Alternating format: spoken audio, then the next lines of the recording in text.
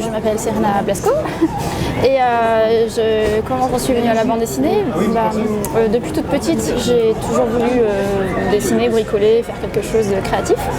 Et c'était aussi quelque chose de très familial vu qu'on peignait tous et on dessinait tous à la maison. Et donc par la suite, j'ai voulu faire une école spécialisée dans le dessin. Et après, de fil en aiguille, la BD est venue se rajouter petit à petit. Oui, créer mes propres histoires, ça a toujours été un peu la base de ce que je voulais faire. C'est vrai que passer d'abord par une adaptation avec Enola Holmes, ça m'a permis d'apprendre à comment construire bien un récit en se basant sur un livre. Donc ça apporte aussi une sécurité et une confiance sur une histoire qui tient déjà la route. Et donc après, quand je me suis sentie plus costaud d'un point de vue scénario, je me suis lancée dans ma propre histoire. Oui, le tarot en fait c'est venu au bout de quelques années de ma pratique du tarot. Je m'en servais de manière un peu plus introspective.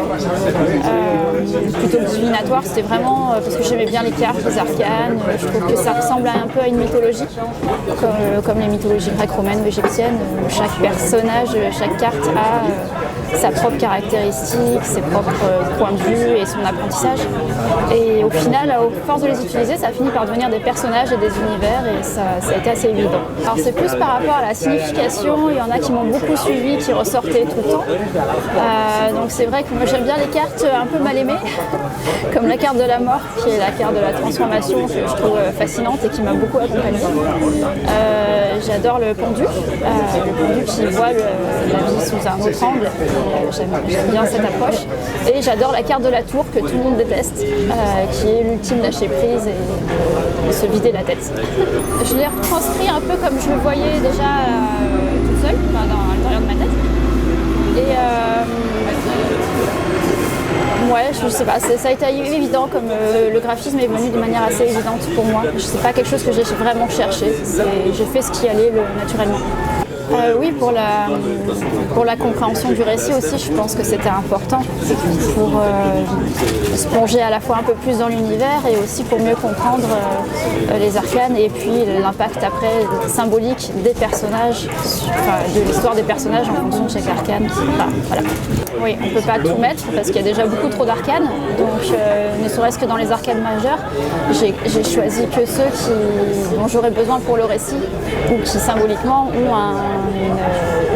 vont dans le sens du récit. Donc, des arcanes comme la tempérance par exemple, qui est un arcane très doux, au final elle n'avait pas trop sa place dans l'histoire.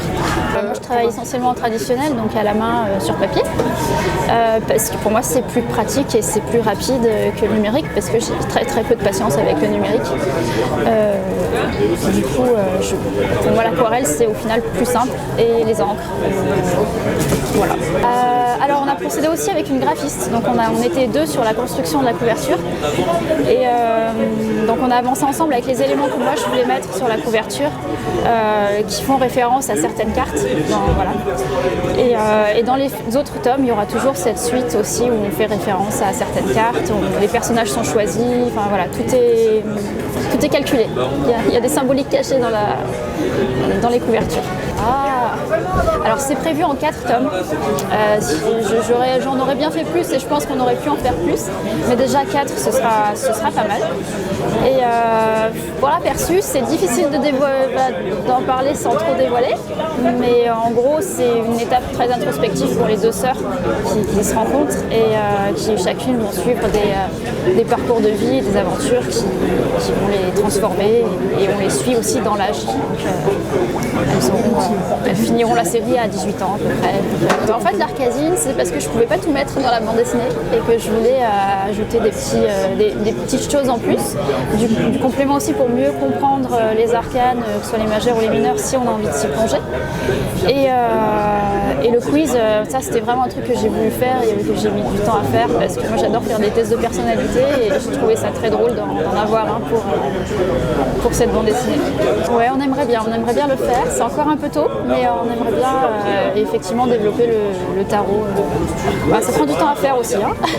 Les illustrations, il y a 78 cartes, donc c'est pas mal de travail. Donc on verra peut-être après la série ou entre deux tomes. On verra, on y pense. On va dire pour faire le lien avec le tarot, on va citer Niki Zinfal et son jardin des tarots qu'elle a fait en Italie, que je rêve d'aller voir. Et certaines de ses couleurs m'ont inspiré aussi quelques pages.